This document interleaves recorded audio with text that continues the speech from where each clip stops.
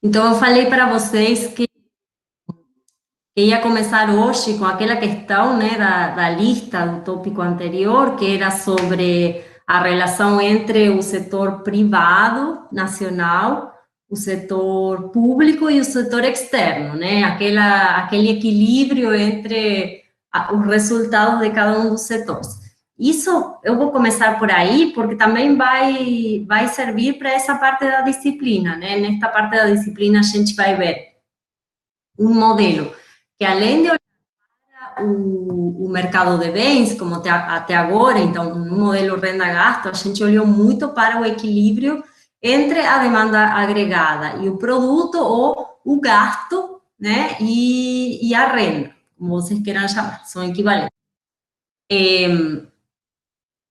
Mas agora, no modelo que vamos ver a partir de hoje, vamos agregar o setor monetário. Tá? E quando pensamos no setor monetário, estamos pensando em taxa de juros e como essa taxa de juros influencia a demanda agregada através do investimento, mas também como a renda da economia se relaciona com essa variável tão importante da nossa economia, que é a taxa de juros. Tá? Então, para isso, a gente precisa também aquele equilíbrio que vimos no modelo anterior, e que tinha, né, naquela equação 6. Então, vamos começar por esse equilíbrio. Então, só para vocês lembrarem, quando pensamos, então, nos vazamentos e injeções, e no equilíbrio entre essas duas grandezas, o que acontece? A gente tem, então, dos lados dos vazamentos, lembrando que... agora...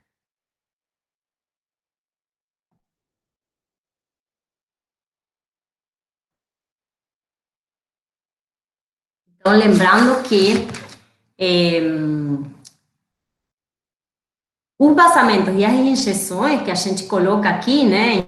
Então, dos lados do vazamento, a gente tem a poupança, mais os impostos, mais as importações, e do lado das injeções temos investimento, mais gasto público, mais exportações.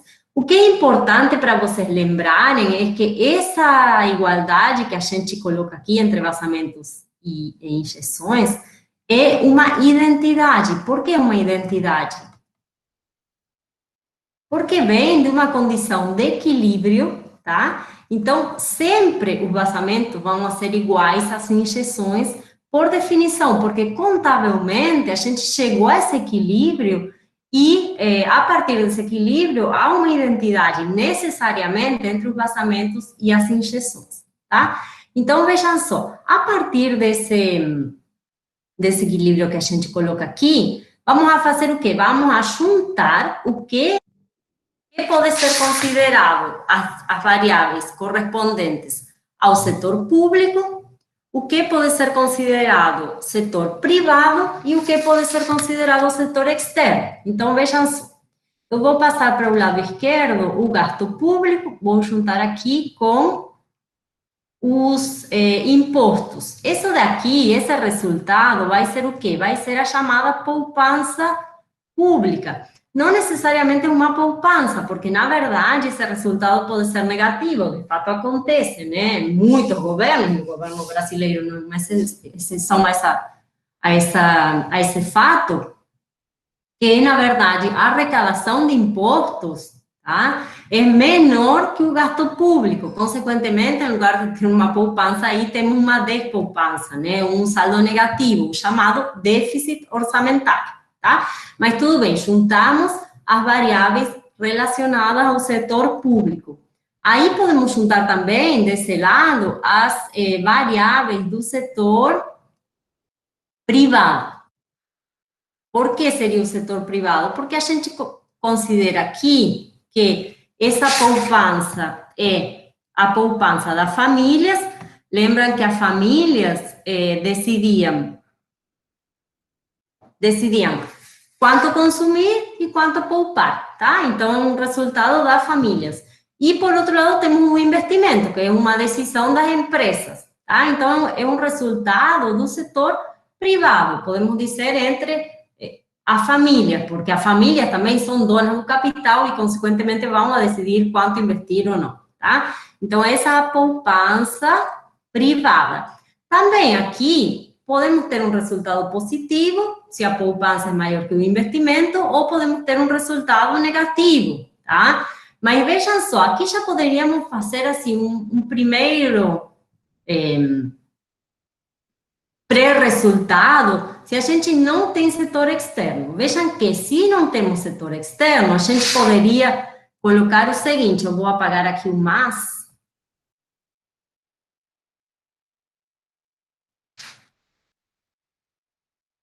tá? E aqui podemos, na verdade, um igual. Se a gente não tem setor externo, tá?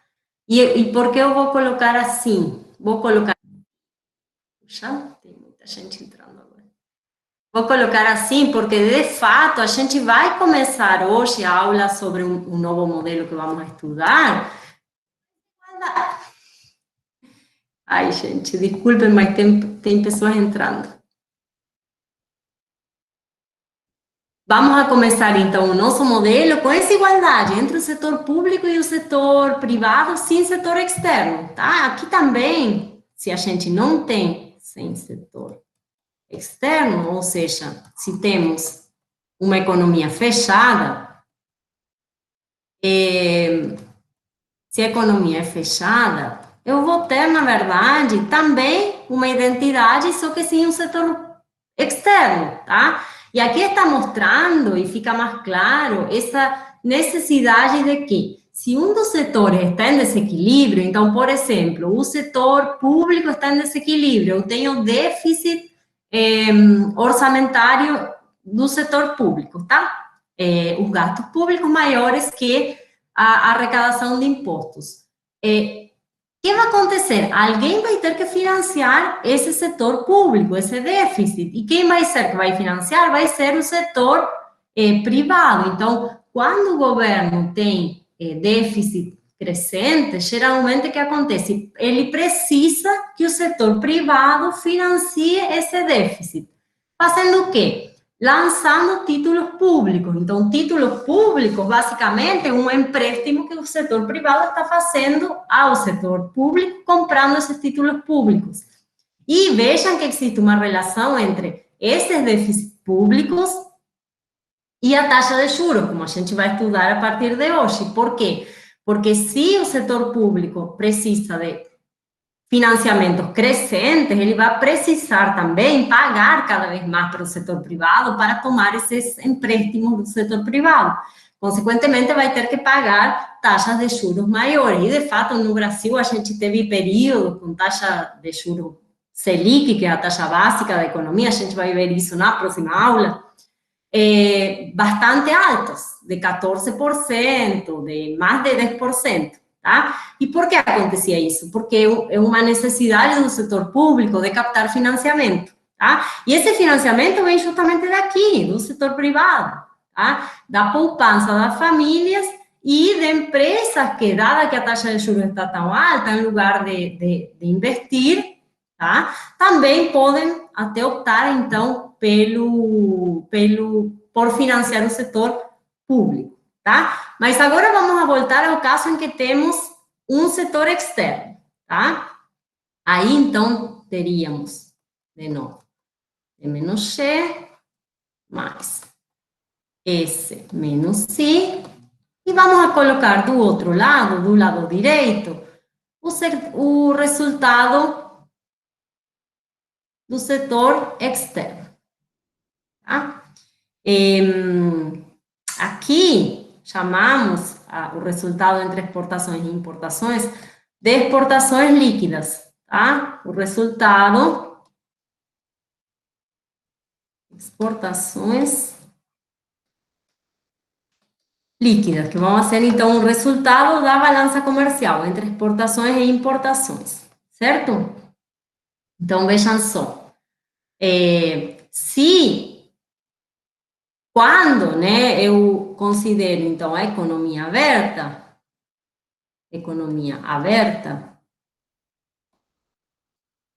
tá? Eu estou dizendo que, aqui eu tenho uma outra fonte de financiamento, certo? Que é o setor externo. Então, pode acontecer que eu tenha aqui algum desses dois setores, ou a poupança pública ou a poupança privada em déficit, tá? Algum desses dois setores em déficit. E que acontece? Vamos a ter também um déficit, tá? Um saldo negativo aqui, que significa o quê? Significa, basicamente, que o setor externo está financiando o setor privado ou o setor público. Como eu falei naquela aula que eu não consegui mandar a gravação, porque deu problema com o meu computador e com a internet, na verdade foi o computador, mas acabou repercutindo na conexão do meu computador com o Wi-Fi ou com a internet. Isso dá lugar ao que foi chamado e foi muito famoso na década especialmente na década de 80 do século passado, ao fato da existência de déficit gêmeos, tá? Então, países da América Latina que apresentavam déficit no setor público, acompanhado de um déficit no setor externo. Isso significa o quê? Que as importações são maiores que as exportações, nesse modelo simples, e que o setor externo está financiando. Por quê? Porque o nosso país consegue importar mais do que exporta, significa que o setor externo está financiando algum resultado negativo ou do setor público ou do setor privado nacional, tá? Então, isso aconteceu muito ao longo da década de 70 e 80 e era o chamado, então, de déficit gêmeos, tá? Setor público e setor externo. É claro que, em um modelo mais complexo, que a gente vai ver no último tópico, aqui, do lado externo, a gente vai incluir um outro componente, que é o componente de movimento de capitais, tá? Então, aqui, a gente tem só a metade do que é o setor externo, que é o saldo da balança comercial ou de conta corrente, como vamos ver, mas tem um segundo saldo que está mostrando o resultado de movimento de capitais. E esses movimentos de capitais são compensatórios do que acontece aqui na balança comercial, mas isso aí deixamos para o futuro, certo? Tudo bem. Então, agora, uma vez que a gente viu esse resultado aqui, eu vou começar com a aula, né, de hoje, que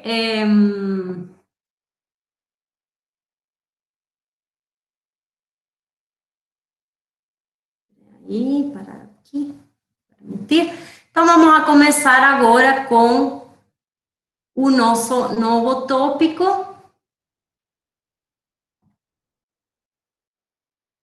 Bom dia, Bernardo. Eu vou só compartilhar aqui.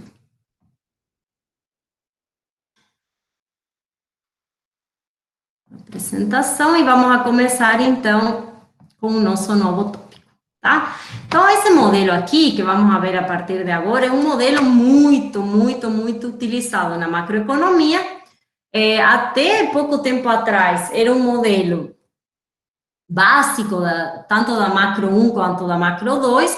Nos últimos anos, a gente começou a modificar esse modelo, e depois eu vou explicar por quê, com a taxa de juros, né, e como mudou a política monetária ao longo dessas últimas décadas, mas é um modelo muito importante. Então, na introdução à macroeconomia, vemos esse modelo, mesmo que depois vocês utilizem outros modelos mais adequados ao momento atual, tá? Então, vamos lá, vamos com a estrutura de todo esse tópico, do tópico 4. Então, vamos de novo a ter como variável fundamental que queremos explicar a renda de um país, tá? Então, a variável fundamental continua sendo a renda. Só que agora, a gente vai a tentar explicar essa variável tão importante a partir da interação de dois mercados. Então, no modelo renda-gasto, a gente só pegava esse mercado que temos aqui à direita, que é um mercado de bens. Lembram que a gente viu, então, como se determinava a demanda agregada, como igualávamos a renda ao que seria o gasto planejado, que são aqueles componentes da demanda agregada, e determinávamos, então, o equilíbrio, ou a renda de equilíbrio dessa economia. Então, só utilizávamos esse mercado de bens para explicar a determinação da renda de equilíbrio.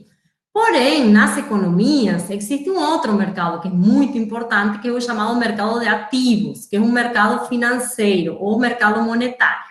Tá? E é o que vamos ver a partir desse tópico. Então, no mercado de ativos, a gente tem dois mercados, tá? Por um lado, o mercado monetário, que seria basicamente a moeda, tá? Que seria a moeda? Então, as notas, os reais que os agentes econômicos demandam, tá? Então, todo mês você tem uma certa renda e você vai demandar moeda para realizar as suas operações do dia a dia. Tá? E, por outro lado, a gente tem a oferta de moeda, que é basicamente uma oferta do Banco Central, que determina a quantidade de moeda que vai existir nesse mercado monetário. A gente vai ver a partir da aula que vem, que o nosso objetivo vai ser na aula que vem ver o mercado monetário, como se determina, então, essa demanda e essa oferta de moeda. E no mercado de ativos, além de ter esse mercado monetário, temos propriamente um mercado de ativos, que é um mercado de títulos públicos, que é o único ativo financeiro que a gente vai analisar, tá? E também nesse mercado a gente tem uma demanda e uma oferta. Vejam que esse mercado de ativos, ou eu chamo mais de mercado monetário, porque as decisões são meio que análogas, uma vez que a gente define, né, quanta moeda demandar, também estamos definindo quanto vamos a demandar de ativos financeiros, basicamente títulos públicos. Esse mercado de ativos vai ser determinante de uma segunda variável que a gente vai estudar a partir deste modelo, que é a taxa de juros, tá? Taxa de juros do mercado. E vejam que essa taxa de juros vai estar influenciando o mercado de bens. Através de quê? Através de uma única variável do mercado de bens, que é o investimento. Então, a partir de agora, o modelo que vamos ver neste tópico, vamos a ter, então, a renda como variável explicada, mas também, a partir de agora, a taxa de juros. Tá? A taxa vai ser, então, uma variável endógena no nosso modelo.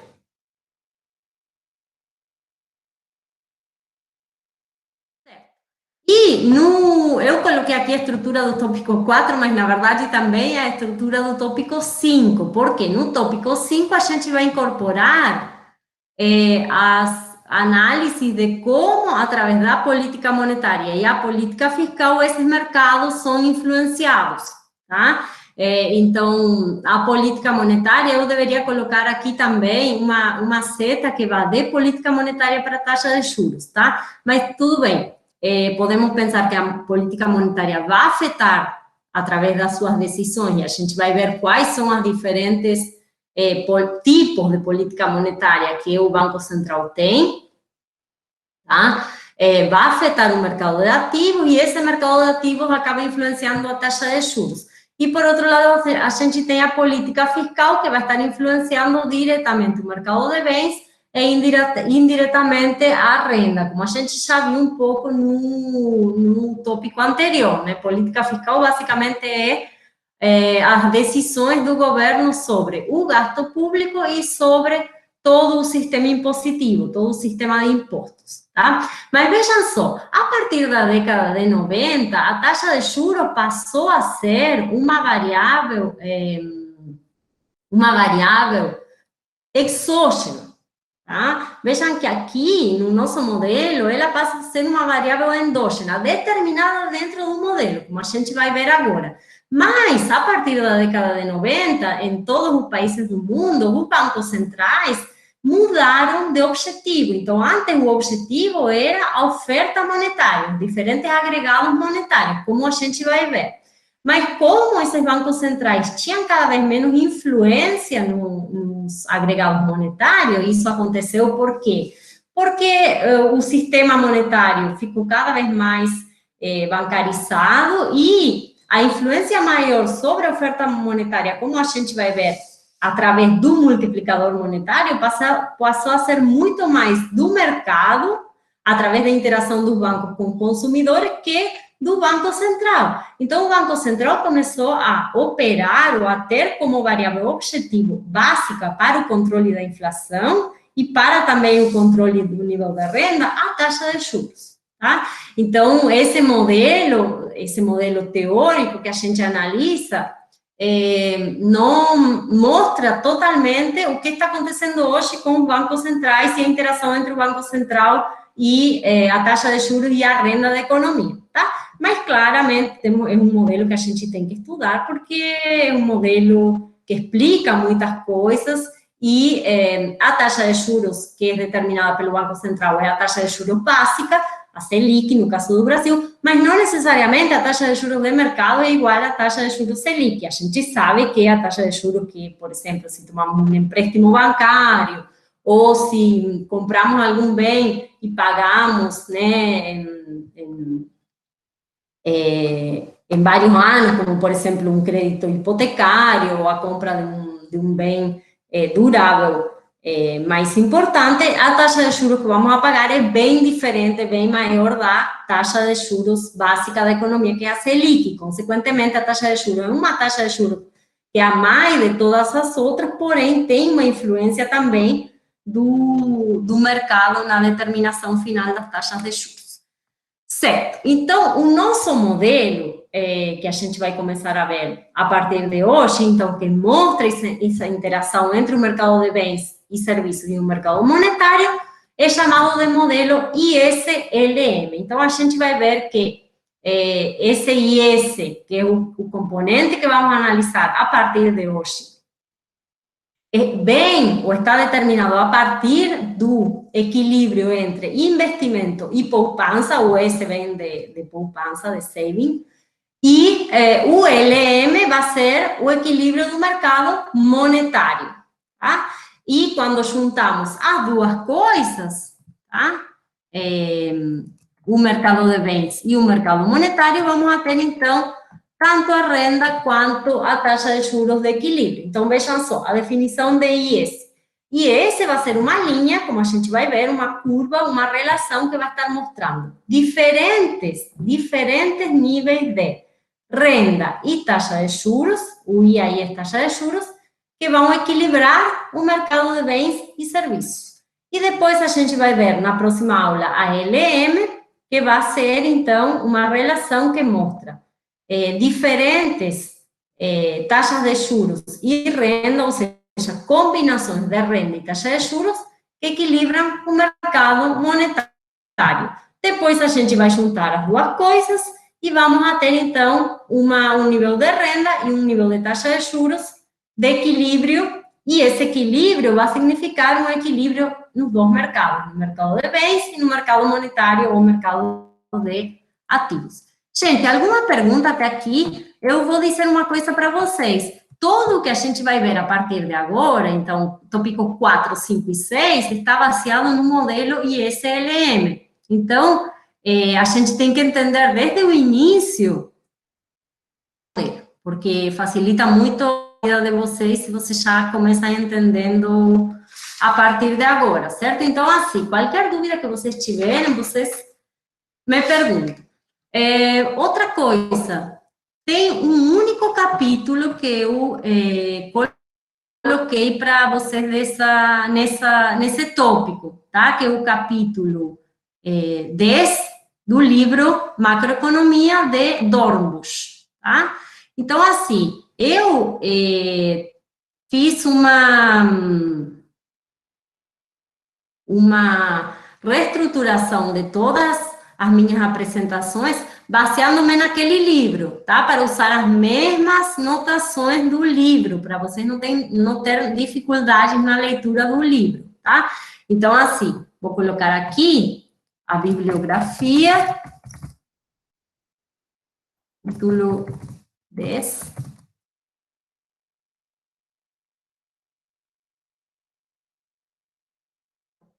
Então, gente, é para pegar o livro e ler esse capítulo, um único capítulo, mas é um capítulo muito bom, assim, que vocês vão aprender muito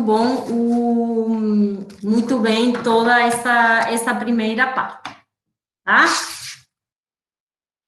Então, vamos lá, vamos a começar com o nosso modelo. Então, vamos a começar hoje com o mercado de bens e serviços, basicamente a chamada relação IS, tá? Então, como vamos a construir essa curva IS, que não é uma curva, como a gente vai ver, é uma reta, no nosso modelo simples. É claro que dependendo do parâmetro que a gente utilize, poderia ser uma curva, mas é uma reta. Então, vamos lá. A curva IS, tá? E vejam que o IS vem do inglês, tá? Vai mostrar diferentes combinações de duas variáveis. E essas duas variáveis vão ser as nossas variáveis endógenas. Ou seja, as variáveis... Gente, eu não sei por que a minha câmera desliga, né? Vocês não estão me vendo. Agora sim, porque eu liguei. Mas, de repente, ela desliga sem eu fazer nada. Não sei por quê. Mas tudo bem, o que importa é que vocês vejam a apresentação. Vejam só, então, a curva IS vai mostrar essas combinações das duas variáveis que passam a ser as nossas variáveis endógenas. Lembram que antes a gente tinha uma única variável endógena, uma única variável que o nosso modelo queria explicar, que era a renda. Agora a gente tem duas, renda e taxa de juros. E essas combinações estão mostrando que o mercado de bens está em equilíbrio, ou seja, o que significa que está em equilíbrio? Que o gasto planejado é igual à renda, tá? Então, vejam que essa condição de equilíbrio é o que a gente estava vendo agora, né? No início da aula, aquela condição de equilíbrio que podemos começar a analisar a partir de essa relação entre as fontes de gasto planejado, que aqui na economia fechada seria o investimento e o gasto público, e as fontes de poupança, que seriam, então, a poupança privada e a arrecadação pública de impostos, tá? Uma transformação simples poderíamos fazer aqui para juntar de novo o que é privado e o que é público. Eu só coloquei assim porque a curva IS vem, então, desse equilíbrio entre o gasto planejado e a fonte aqui, né, de poupança, tá? Certo. Então, primeira mudança que a gente vai fazer no nosso modelo. E, lembrando, eu estou utilizando agora a anotação do livro para que vocês não tenham problemas na leitura, tá? Então, vamos voltar para a função investimento. Lembram que até agora a gente tinha um investimento que era considerado totalmente autônomo ou exógeno, é a mesma coisa, tá? Então, vejam só, eu tinha basicamente só essa parte aqui, que a gente chamava às vezes de I com o traço acima ou de I com o subscrito zero. O que importa é que ele era exógeno. Mas agora vamos a incluir um segundo termo, que é esse termo aqui, menos B vezes I. I é a taxa de juros. V vai ser uma sensibilidade, tá?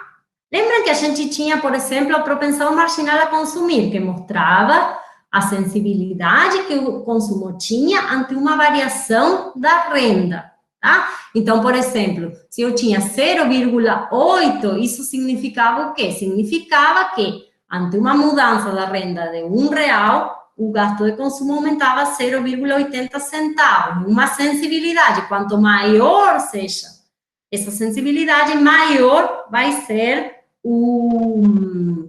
a relação entre renda e consumo. Aqui o B mostra exatamente a mesma coisa, está mostrando justamente a sensibilidade do investimento, mas em relação à taxa de juros. Então, o B, vejam aqui como é definido. Qual é a variação do investimento ante uma variação da taxa de juros, tá? E o que acontece com esse B? Esse B... Professora, Oi? eu acho que... Agora sim, aqui não estava indo o que você estava escrevendo, não estava indo. Agora acho que foi. Foi? Tinha travado. É que tinha travado e não estava... Agora sim. Agora sim, Ok, tá, é que aqui, ó, agora tá. eu tinha colocado aqui o positivo, mas na verdade aqui tem um negativo, né, na equação. Por quê? O que significa que seja negativo? O que significa que essa variação entre as duas é menor que zero? Significa, basicamente, que existe uma relação inversa entre o investimento e a taxa de juros. Ou seja, se a taxa de juros aumenta, o que acontece com o investimento? O investimento vai diminuir. Por quê? Vamos a pensar em projetos de investimento. Os projetos de investimento são avaliados, tá? Através, por exemplo, do valor presente desse investimento, ou seja, em que medida esse investimento vai trazer um certo fluxo de renda para essa empresa e vamos a trazer esse valor presente. Puxa, tem alguém entrando, espera aí. Certo. Então, o que acontece? Se a taxa de juros está maior, ou aumenta, o que vai acontecer com esses projetos de investimento? Vão ficar relativamente mais caros. Por quê? Porque o financiamento para esse investimento ficou mais caro. Então, mesmo que uma empresa se financie através de recursos próprios, desculpa, através de recursos próprios, então, a empresa tem recursos próprios, por exemplo, em lugar de pagar dividendos para os acionistas, ela vai reter esses dividendos para fazer investimentos, certo? Mas é claro que ela vai comparar o custo que ela tem para fazer um investimento com a taxa de mercado, com a taxa de juros de mercado. Por quê? Porque pode ser mais rentável, em lugar dessa empresa investir em alguma máquina ou em uma nova fábrica, investir em, por exemplo, títulos públicos. De fato, aconteceu muito no Brasil no passado. Tá? Então, mesmo que a empresa se financie com recursos próprios, a taxa de mercado é uma taxa que está balizando as decisões de investimento, mesmo que essa empresa utilize os recursos próprios. Se ela vai se financiar no mercado, obviamente, essa taxa de juros é importante. Então, essa taxa de juros é o preço que a empresa tem que pagar para financiar o investimento. Se a taxa de juros é maior, o investimento é menor. Por isso que o B, o parâmetro B, é negativo, tá? Por que é negativo? Porque se aumenta a taxa de juros, o investimento vai a diminuir. Certos projetos de investimento vão a deixar de ser rentáveis, certo? Tudo bem até aqui? Todo mundo entendeu, então, essa função de investimento?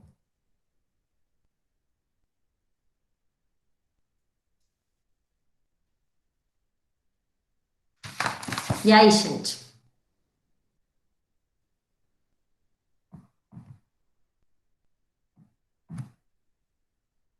Ou tem dúvidas? E aí? Muito bem, vamos anotando, tá, gente? Vamos anotar, porque tem coisas que o Facundo já está na Espanha?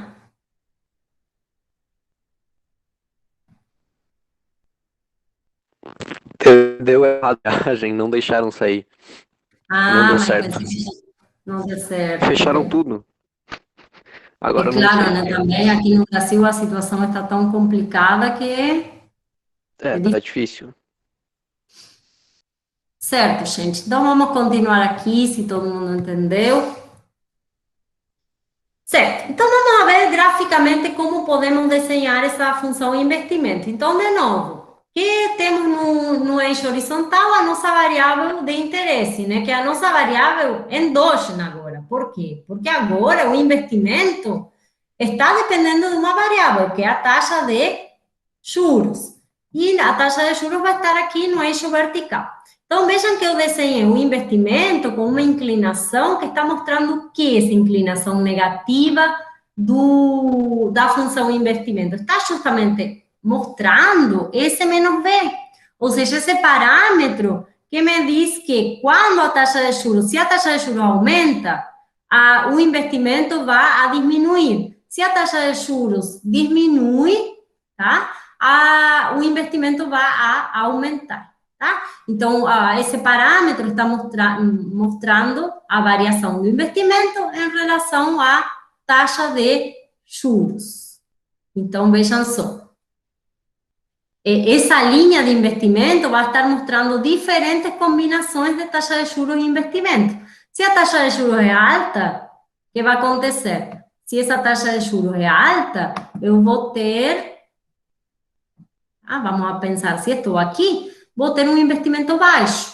Lembrando, aqui investimento é investimento produtivo, investimento das empresas em novas máquinas, em novas fábricas, em veículos, enfim, qualquer investimento produtivo. Não estou falando de investimento em títulos públicos ou em ações. Lembra, né? Depois a gente vai, na próxima aula para o mercado monetário, ver esses investimentos em ativos financeiros. Por enquanto, aqui estamos pensando no mercado de bens e no investimento das empresas. Certo? Se a taxa de juros está aqui, muito mais abaixo, vejam aqui, eu teria uma taxa de juros bem baixinha, né? O investimento vai estar muito alto, tá? Então, essa inclinação negativa está mostrando justamente isso. À medida que a taxa de juros diminui, o investimento aumenta, tá? E esse investimento também tem uma posição.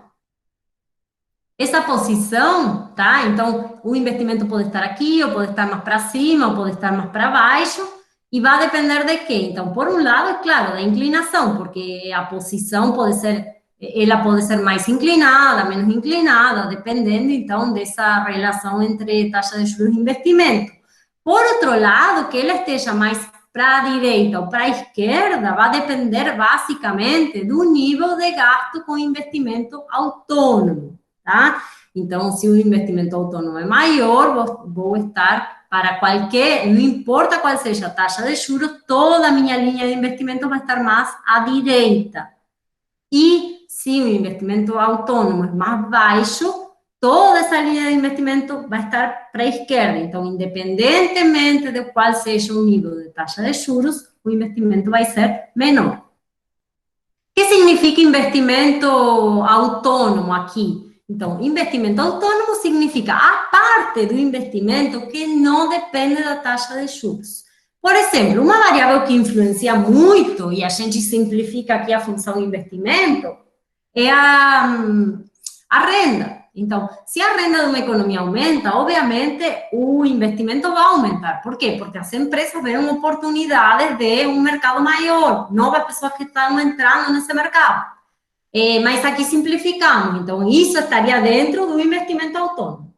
Investimento ou a parte, a porção do investimento que não depende da taxa de juros, pode depender de outras variáveis, tá? Mas aqui nos preocupamos com essa parte do investimento que não depende da taxa de juros. Certo. Agora vamos a ir para os outros componentes da demanda agregada que vão a determinar, junto com o investimento, a minha curva IS. Então, vamos a começar por a função consumo, tá? Vejam que a anotação, de novo, a anotação, e acho que o Rodrigo tinha me perguntado no tópico anterior sobre a anotação do livro do Dorgus, que estava, né, como uma possibilidade para vocês lerem. Mas eu não tinha modificado esse modelo renda-gasto para considerar o livro do Dorgus, que eu vou fazer para o próximo semestre também. Vou modificar esse modelo com essa anotação. Mas tudo bem, vamos agora a usar a anotação desse livro, tá? Então, vejam como foi modificada a minha função consumo. Tem pouca modificação, tá? Primeira coisa que temos na função consumo é esse C com o traço acima. Será que significa o quê? Prof, eu acho que travou a sua tela aí. Poxa, travou como, gente? Vamos ver. Peraí. Agora foi aqui para mim. Agora foi? Tá, deixa eu ver se eu consigo voltar então. Aqui, ó. Tá vendo agora? Sim, professora. Agora sim. Tá bom, então vamos lá, gente. Vamos modificar então a nossa função consumo, tá? O que significará esse C com o traço acima? Alguém tem uma ideia?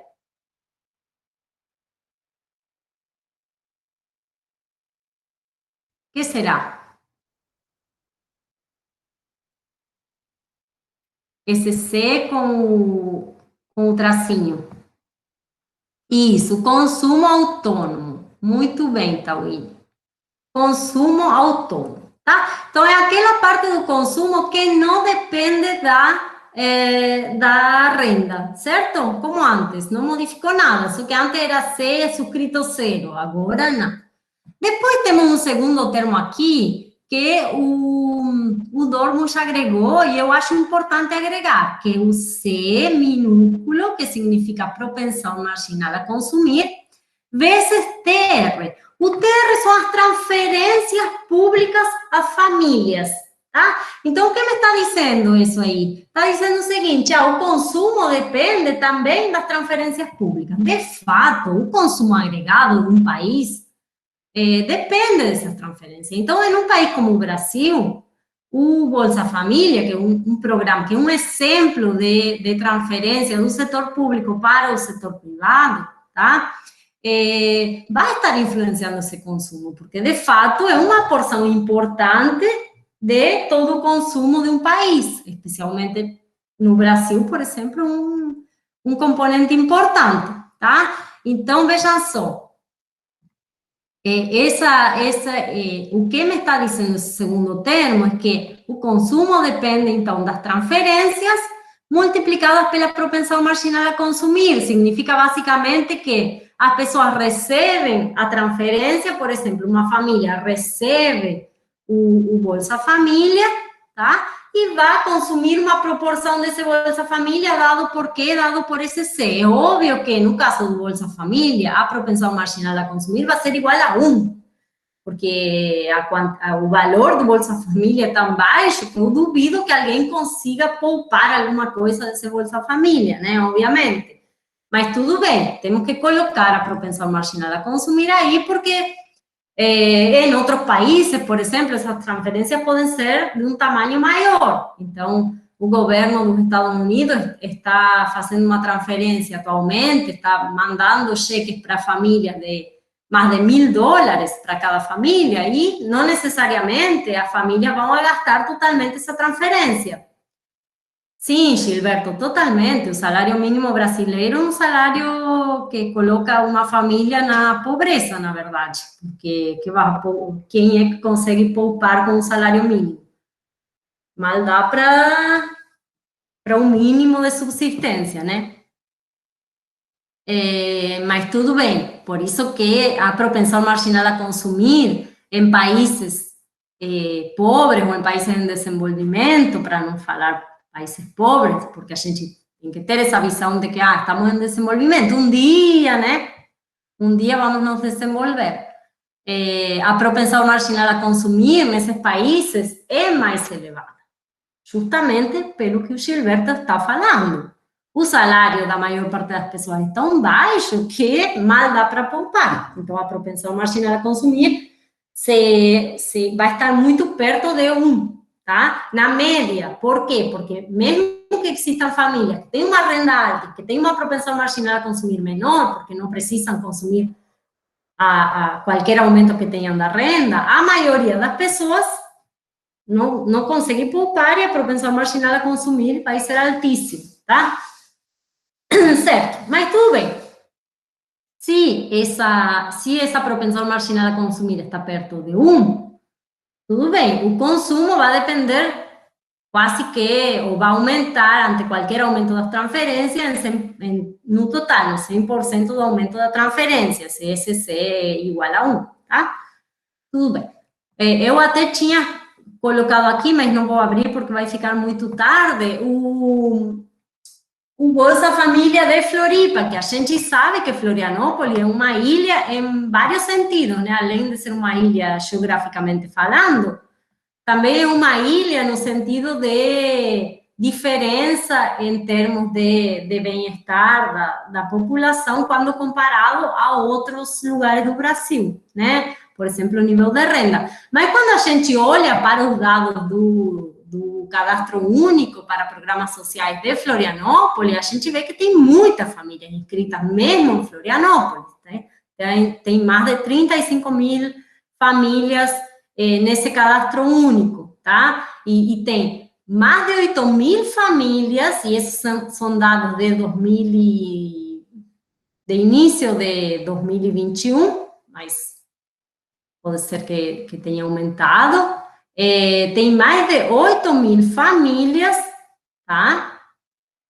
Que tem renda per capita familiar de até R$ 89, tá? Então, vejam que mesmo em um lugar como Florianópolis, eu te mando o link agora, tá, Gilberto? Eu mando o link aqui para vocês, e vocês depois entram e dão uma olhada. Aí dá para ver qualquer cidade do Brasil, tá? Eu só coloquei Floripa porque queria ver, né, de Florianópolis. Então, tem muita família, aí vocês vão ver, tem 11 mil famílias com renda per capita familiar entre 178,5 salário mínimo, e assim por diante.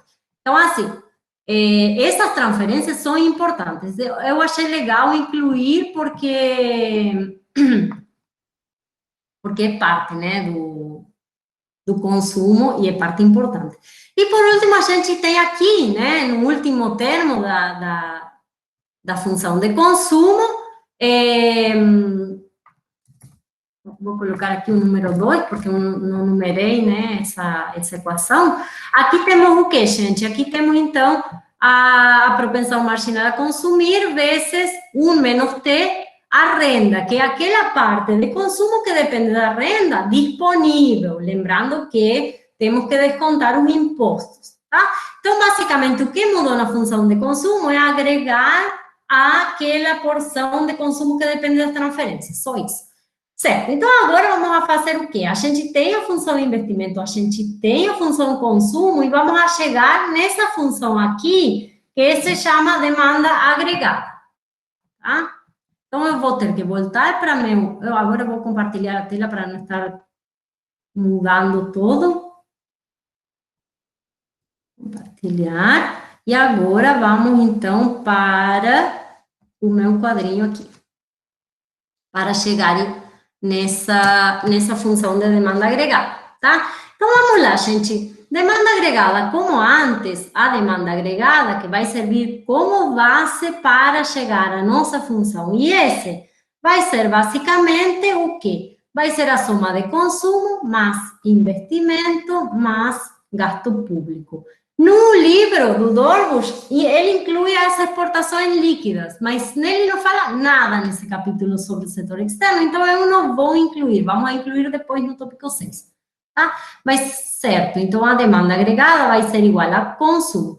Quem é o consumo? É a soma do consumo autônomo mais a propensão marginal a consumir vezes as transferências públicas mais a propensão marginal a consumir vezes 1 menos T vezes Y. Ai, desculpa, aqui está errado. O parênteses vai depois.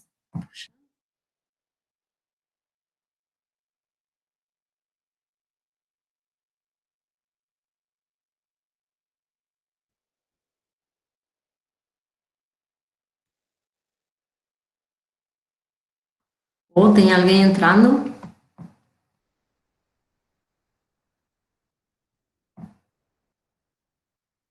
Certo. Que mais? Então, toda essa função consumo. Aí a gente tem mais a função investimento. Quem é a função investimento? Eu tenho uma autônoma. Opa! Desculpem, mas tem pessoas entrando e eu tenho que abrir, né? Então, mais investimento autônomo, ai, puxa, eu precisaria de alguém abrindo a porta aqui para as pessoas. Certo. E, finalmente, mais o gasto público, que é autônomo, tá? Então, todo isso daqui é a função consumo, isso daqui é a função investimento e, por último, o gasto público, tá? Então, agora, o que o Dormus vai fazer, ele vai juntar os componentes autônomos. Juntamos componentes autônomos do gasto. Para não estar copiando toda hora cada um desses componentes. Ele chama de A, esses componentes autônomos, e vai ser o que? A soma do consumo autônomo mais o C por TR, também é autônomo, tá? Por que autônomo? Porque as transferências são uma decisão de política fiscal e a propensão marginal a consumir é um parâmetro, tá? Então, é totalmente autônomo. Mais o investimento autônomo, mais o gasto público, que é autônomo por definição, tá? Então, o A vai ser o gasto autônomo. Certo. Então, o que vai ser a demanda agregada dessa economia, que agora inclui uma nova variável, que é a taxa de juros? Vai ser a soma de A, tá? Do componente autônomo, mais C vezes 1 menos T vezes Y, tá? Menos BI. Certo? Então, o que me está dizendo essa demanda agregada? Essa demanda agregada me está dizendo que agora eu vou ter uma nova variável aqui influenciando, que vai ser a minha taxa de juros. Se a gente deixa essa taxa de juros fixa, tá? Então, para um nível determinado de taxa de juros, podemos pensar no equilíbrio como antes, tá? Então, o equilíbrio depende basicamente dos componentes do gasto, tá? Agora, se a taxa de juros muda, como a gente vai ver, o nível de equilíbrio da renda também vai a mudar, certo? Então, vamos voltar aqui para a apresentação, e aqui temos, então,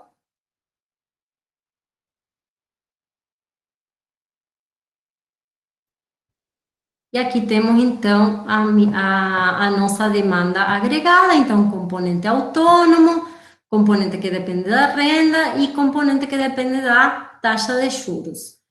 Fizemos a demonstração no quadro, né? Como chegar, então, a essa demanda agregada. Agora, vamos ver a parte gráfica, tá? Que é muito... Vejam se eu coloco assim, travou ou vocês conseguem ver a apresentação? Alguém fala no microfone que eu não vejo o que você escreve. Dá para ver a tela ou não? Sim, professora. Que bom. Certo, então vamos lá. Vamos primeiro a ver o painel de cima, tá? Que podemos chamar de painel A, certo? Vejam só, eu tenho a linha de 45 graus, como antes no nosso modelo renda-gasto, demanda agregada igual a renda. Lembram que essa linha tinha inclinação? É uma linha que tem um ângulo de 45 graus, a inclinação é igual a 1, e está mostrando, então, que em qualquer ponto dessa renda, a demanda agregada é igual a, ou o gasto planejado, né, que a demanda agregada é igual a um nível de renda, tá? Depois eu tenho essas duas linhas, uma azul e uma verde, que são duas linhas diferentes de demanda agregada, tá? Então, vejam só. Vamos ver a primeira. A primeira está desenhada para um certo nível de taxa de juros, tá? Vejam que a taxa de juros está com subscrito 1, tá? Então, vejam só, essa linha está composta pelo componente autônomo, pelo nível de consumo que depende da renda e pela porção, né, de demanda agregada que depende da taxa de juros. Vejam que aí esse último termo é negativo, tá? Por quê? Por que é negativo? Porque a demanda agregada tem um componente que é o investimento. O investimento depende da taxa de juros e depende negativamente, certo? Então, para esse nível de renda, o que acontece? Para esse nível de renda, eu tenho um equilíbrio, que é chamado aqui de equilíbrio 1. Esse equilíbrio está mostrando um certo nível de renda aqui, Y1, tá? E vejam só, se eu, nesse ponto 1, eu tenho um certo nível de taxa de juros, que é a taxa de juros subscrito 1, e um certo nível de renda. E eu falei assim, eu defini a relação IS como combinações de renda e taxa de juros que deixam o mercado de bens em equilíbrio. Então, eu posso fazer o quê? Eu posso pegar o nível de renda 1, o nível de taxa de juros 1 e fazer um novo gráfico, que vejam, tem no eixo horizontal a renda, igual que no gráfico de demanda agregada, mas o vertical aqui mudou. Aqui, o que eu tenho no eixo vertical é a taxa de juros. Esse ponto E1 está mostrando justamente um nível de renda e um nível de taxa de juros que é o equilíbrio aqui no mercado de bens, entre renda e demanda agregada. Certo?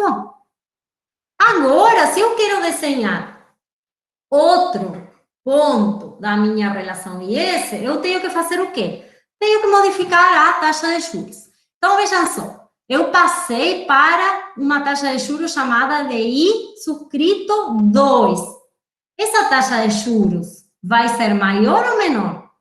Se eu tenho aí que a minha demanda agregada se deslocou para cima, ou seja, é maior, essa taxa de juros necessariamente é menor. Por quê? Porque se eu estou falando, mudou a taxa de juros, qual é o componente que depende da taxa de juros? É o investimento. Se a taxa de juros agora se eu tenho um deslocamento para cima da demanda agregada, necessariamente estou dizendo que ante a mudança da taxa de juros, o investimento aumentou. Essa taxa de juros é necessariamente menor, tá? Então, vejam só, como esse termo agora ficou menor, porque a taxa de juros está menor, a minha demanda agregada foi para cima, tá? Então, esse termo aqui agora ficou menor, consequentemente desloco a demanda agregada para cima e tem um novo ponto de equilíbrio aqui, o E2. Esse ponto de equilíbrio é um ponto que tem uma taxa de juros que é menor, tá? O que mudou aqui é o intercepto, né? O intercepto continua, o A continua igual, não modificou nada.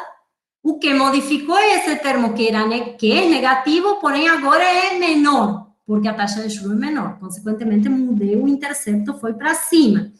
Nesse ponto de equilíbrio, eu sei qual é o nível de renda e eu sei qual é o nível de taxa de juros, que agora é menor. Eu posso passar esse equilíbrio 2 à minha linha de IS, tá?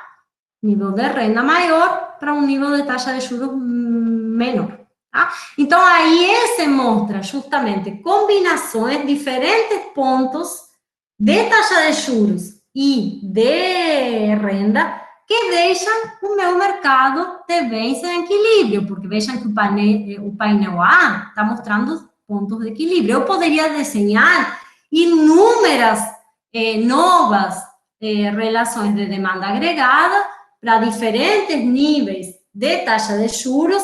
Esses níveis diferentes de taxa de juros gerariam níveis diferentes de renda e eu desenharia aqui novo ponto, tá? Aí equilíbrio 3, equilíbrio 4, enfim. Mas toda essa linha está mostrando pontos de taxa de juros e de renda que deixam equilibrado o mercado de bens. Vamos lá. Por que a IS tem uma inclinação negativa? Por quê? Porque eu estou mostrando qual é a relação entre taxa de juros e renda. E eu sei que se a taxa de juros é menor, o investimento vai ser maior. Consequentemente, a renda vai ser maior. Por quê? Porque o investimento é um dos componentes da demanda agregada e, consequentemente, da renda. Vamos lá. Primeiro, vocês me digam se conseguiram entender essa... Conseguiram entender esse gráfico? Se está tudo bem com o gráfico, puxa, congelou de novo, Facundo. E aí, gente? Congelou para todo mundo?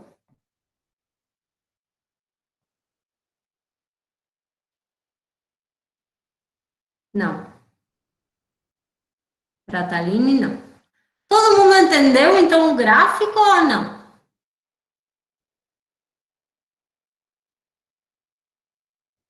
Vamos lá, gente. Agora voltou, só que ele fica caindo às vezes, mas fica travando, mas voltou. Eu acho que ele trava, sabem quando? Quando eu coloco o ponteiro. Aí trava. Não sei porquê, mas aí trava. Mas tudo bem, gente. Então, assim, depois vocês dão uma olhada com calma nesse gráfico, vejam no livro também, que está também explicado, obviamente.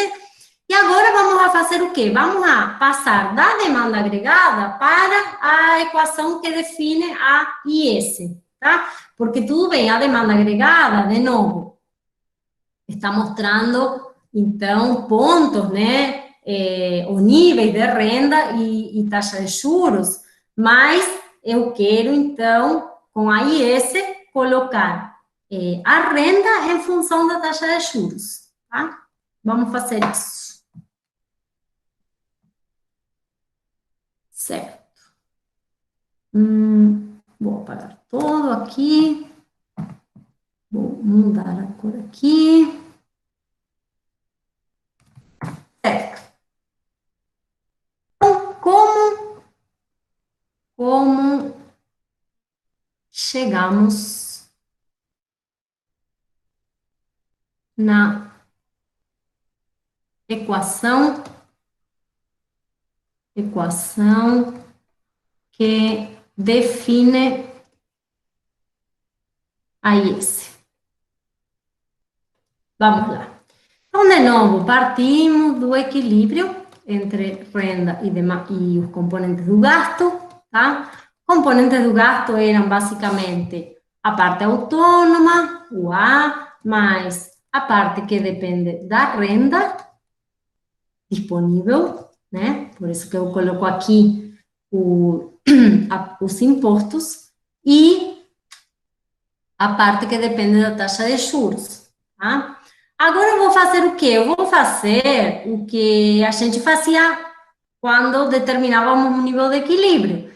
Essa parte aqui, como eu quero colocar a renda em função da taxa de juros, eu tenho que levar isso aqui junto com a renda do lado esquerdo, tá? Então, posso dizer que Y menos C vezes 1 menos T vezes Y vai ser igual a A menos BI.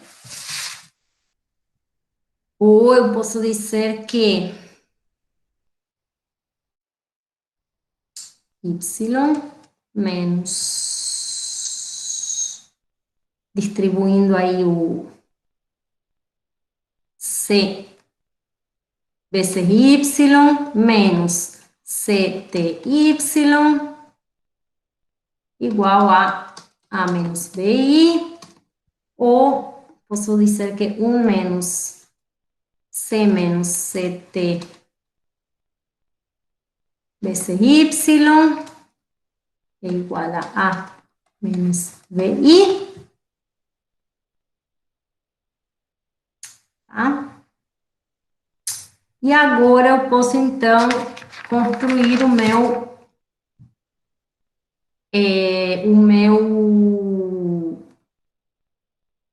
ponto de equilíbrio como Y vai ser igual a quê? A 1 dividido 1 menos C por 1 menos T, vezes o gasto autônomo, menos VI. Tudo isso entre parênteses, porque está multiplicando um multiplicador.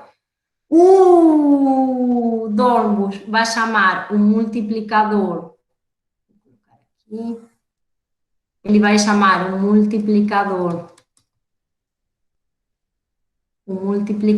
do gasto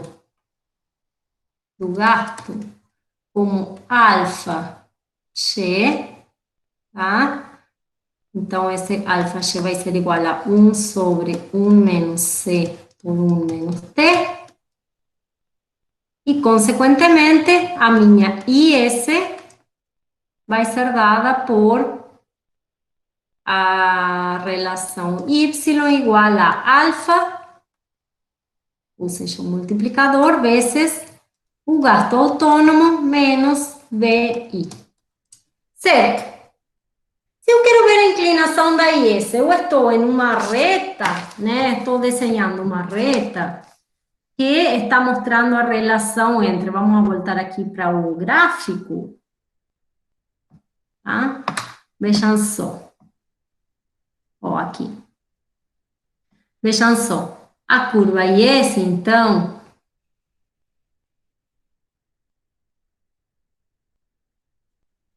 a curva IS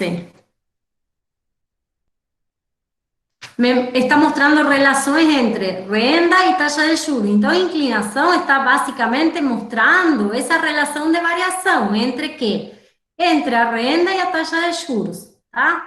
Então, a inclinação, como sabemos, é negativa e vai depender de quê? Basicamente, vai depender tanto do alfa, ou seja, do multiplicador, quanto do B, tá? E o B é aquele parâmetro, aquela sensibilidade da taxa de juros, desculpem, do investimento em relação à taxa de juros. Então, se eu quero ver a inclinação, eu tenho que ver basicamente o seguinte para ver a inclinação. Eu quero saber, então, a relação entre a variação da renda e a variação da taxa de juros, tá? Então, se a taxa de juros varia, em que proporção vai variar a renda? Vai variar em uma proporção que está determinada pelo multiplicador, tá?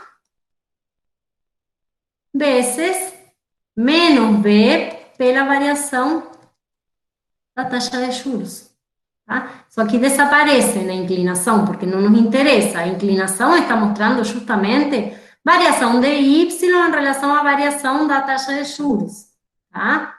Então, a variação da renda ante uma variação da taxa de juros, que define a inclinação da IS, é menos, que vem daqui do B, alfa G, que é o multiplicador, vezes o B, que é a sensibilidade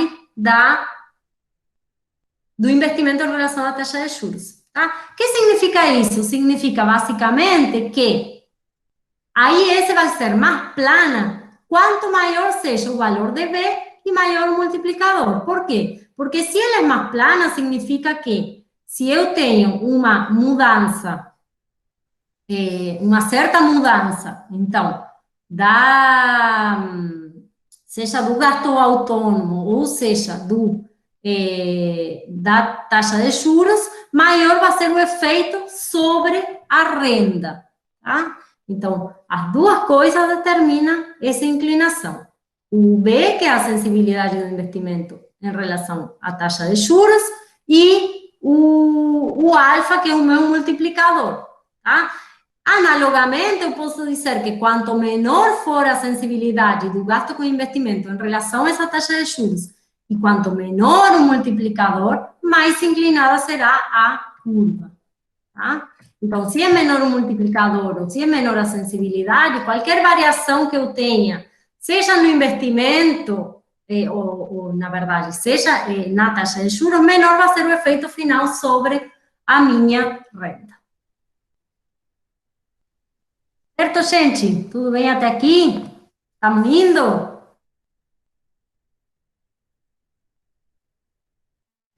Pô, tudo certo, prof. Tá bom, que bom, gente.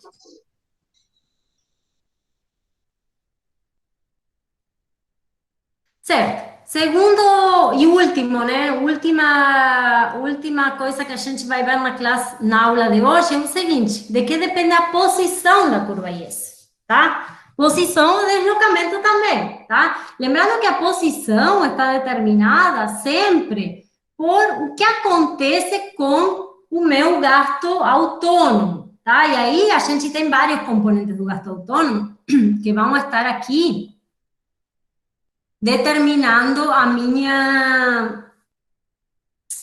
minha posição da IS, tá? Então, por exemplo, se eu tenho um consumo autônomo maior, se eu tenho um investimento autônomo maior, se eu tenho um gasto público maior, a minha IS vai estar mais para a direita. Se esses valores dos gastos autônomos são menores, toda a minha IS vai estar para a esquerda. Então, agora vamos ver o que acontece quando muda uma dessas variáveis autônomas, tá? Que vão determinar um deslocamento da minha IS. Ou vejam só, se muda a taxa de juros, eu vou estar na mesma IS, tá? Na mesma IS, só em um ponto para cima ou para baixo.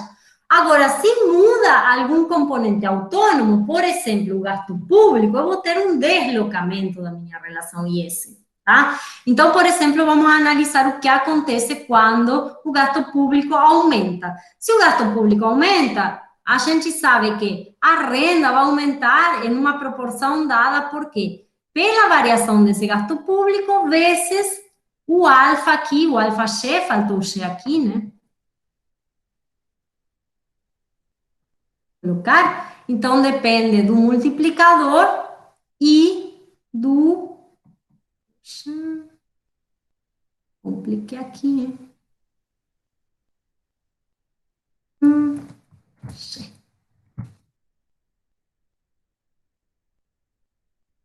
Então, o multiplicador do gasto vai determinar essa variação e o gasto, o montante da variação do gasto autônomo também. Então, sabemos que se aumenta o gasto público, aí esse se vai deslocar para a direita, tá? Vamos ver graficamente o que acontece.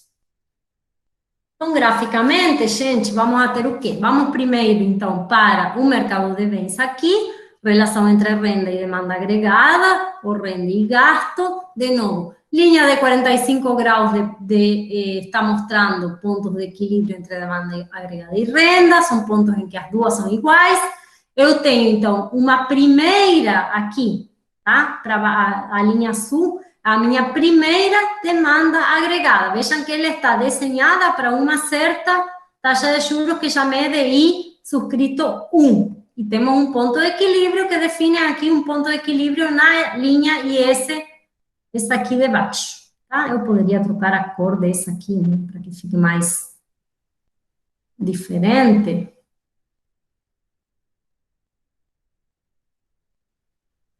Não ficou muito, mas tudo bem. Certo, vamos pensar assim, aumenta o gasto público, variação do A, linha. Por quê? Que aumentou aqui? Aumentou o gasto público, certo? Então, tem uma variação positiva do componente autônomo do gasto. A linha de demanda agregada se desloca para cima. Em que proporção? Na proporção do aumento desse gasto público, tá? Mas quanto vai aumentar a renda? A renda aumenta mais. Lembram? Por que aumenta mais a renda? Aumenta mais porque eu tenho um multiplicador do gasto, certo? Então, essa renda vai aumentar na proporção do aumento do gasto autônomo, no caso do exemplo, que é o gasto público, vezes um multiplicador, tá? Então, vejam que a variação da renda, delta Y, é maior que a variação do gasto autônomo. Por quê? Porque no meio a gente tem um efeito multiplicador, certo? Desloquei para cima a demanda agregada porque se deslocou um componente autônomo, que é o gasto público, e o meu intercepto mudou. Tem um ponto novo de equilíbrio. Mas agora, vejam só, a taxa de juros não foi modificada em um princípio. Ela permanece igual, tá? O que acontece, então? Eu vou ter um novo ponto de equilíbrio aqui, em uma nova relação IS, e não é a mesma relação. Por quê? Porque não se modificou. Eu não venho de uma modificação da taxa de juros, eu venho de uma modificação, de uma variação do gasto público. Consequentemente, a IS se desloca para cima, tá? Ou para a direita, tem um novo nível de renda em uma nova relação IS, tá? Por quê? Porque estou desenhando essa IS, ou eu tenho, na verdade, uma determinada taxa de juros inicial que não muda depois da variação desse gasto autônomo. É claro que, quando eu incorpore a LM, o resultado vai mudar, né? Vou ter um equilíbrio com uma taxa de juros que vai ser diferente, mas, por enquanto, eu não tenho isso, tá? A IS se desloca para cima ou para a direita. Tá? Então, qualquer variação que eu tenha no gasto autônomo, a minha demanda agregada vai ser deslocada e a minha IS também vai ser deslocada, gente. Então, essencial da IS, o que vocês têm que lembrar, a inclinação dela, que mostra uma relação inversa entre o Y e a taxa de juros, que a inclinação vai ser mais plana se a elasticidade do investimento, a taxa de juros é relativamente alta, ou mais íngreme se ela é mais baixa, a mesma coisa podemos dizer do multiplicador, e os deslocamentos da IES estão relacionados, então, a aumento ou diminuições das despesas autônomas. Então, se essas despesas autônomas aumentam, vou deslocar a minha IES para a direita. Se elas diminuem, vou deslocar a minha IES para a esquerda ou para baixo. Gente, é isso por hoje. Eu quero saber se ficaram com dúvidas.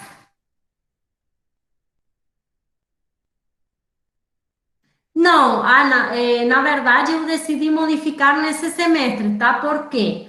Porque como vocês já estavam estudando o mercado de bens, eu pensei, vou fazer primeiro o mercado de bens, que é o que vocês já estavam estudando, para não começar com uma coisa tão radicalmente diferente, e na próxima aula a gente vai para oferta e demanda por moeda e a explicar a LM, tá, Ana Sofia? Não se preocupa que a gente vai chegar lá, na próxima aula. Ana Sofia, eu nunca vi a tua... Ah, não tem foto, porque eu já lembro de algumas pessoas, porque tem foto no... Aqui, né, eu vejo a foto e também no WhatsApp, mas da Ana Sofia nunca vi.